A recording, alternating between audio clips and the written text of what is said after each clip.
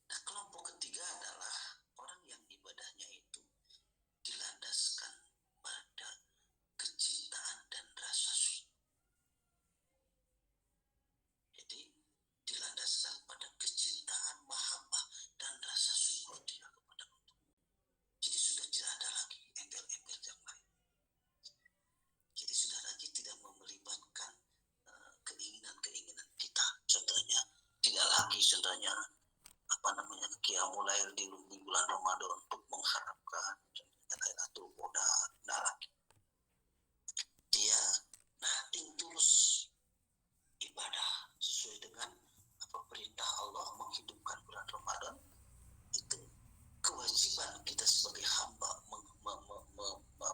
menyembah Allah, nanti Allah juga akan memberikan, terserah Allah. Sehingga yang dicari adalah ridho, yang dicari adalah ridho Allah. Nah, untuk mendapatkan ridho itu kata para ulama, maka itu tadi itu yang ketiga, berdasarkan mahabbah, cinta dan rasa syukur. Beribadah karena rasa syukur aja. Jadi Allah terlalu baik kepada kita. Allah begitu terlalu baik kepada kita. Kita minta dan tidak minta juga Allah beri. Maka dari situ tumbuh rasa syukur, Ya Allah. rasa cinta, rasa rindu. Lap. Yang diinginkan adalah sebenarnya rindu. Jadi ada tingkatan. Kira-kira Bapak, kira-kira tingkatannya di mana? Pertama, kedua, atau ketiga? Tiga-tiganya sah. Tiga-tiganya sah. Bapak beribadah karena mengharap pahala, sah. Bapak contohnya beribadah rasa takut kepada Allah karena Allah sebagai raja di raja, sah. Dan Bapak beribadah karena rasa syukur dan rasa cinta juga adalah sah. Itu Pak mungkin. Wis dulu. Mil, wis dulu. Jangan tahan-tahan, wis itu nggak boleh. Gimana Pak Haji? Ya, terima kasih Ustadz Syukron untuk penjelasannya. Jadi kepada orang yang masih dia mengharap pahala, maka itu tidak boleh disalahkan, karena mungkin makom di situ dia, atau dia karena dia takut nanti atau ketika dia sholat, mungkin dia makomnya di situ.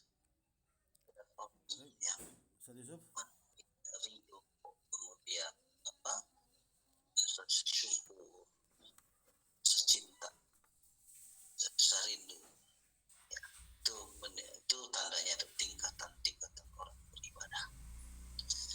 Ya, baik. Ada lagi yang mau ditanyakan atau menambahkan? Enggak, silahkan. Mau dengan berjamaah atau tidak berjamaah, silakan. Atau Bapak mau mengikuti sunnahnya Abu Umar bin Khattab 23, 221. Kemudian Bapak mau mengikuti sunnah di zaman Imam Malik, itu 36, maka. Atau Bapak mau mengikuti sunnahnya Imam Bukhari yang 100 rakaat lebih, boleh, maka silahkan. Di situ berjamaah boleh, sendirian boleh, yang penting rakaatnya ganjil. Ya, itu saja. Terima kasih semuanya. Mohon maaf. Adzanallahu wa iyyakum ajmain. Assalamualaikum warahmatullahi wabarakatuh. Waalaikumsalam warahmatullahi wabarakatuh. Waalaikumsalam warahmatullahi wabarakatuh. Assalamualaikum warahmatullahi wabarakatuh. Alhamdulillah, salatu wassalamu ala rasulillah wa ba'du. Apa kabar para talibul ilm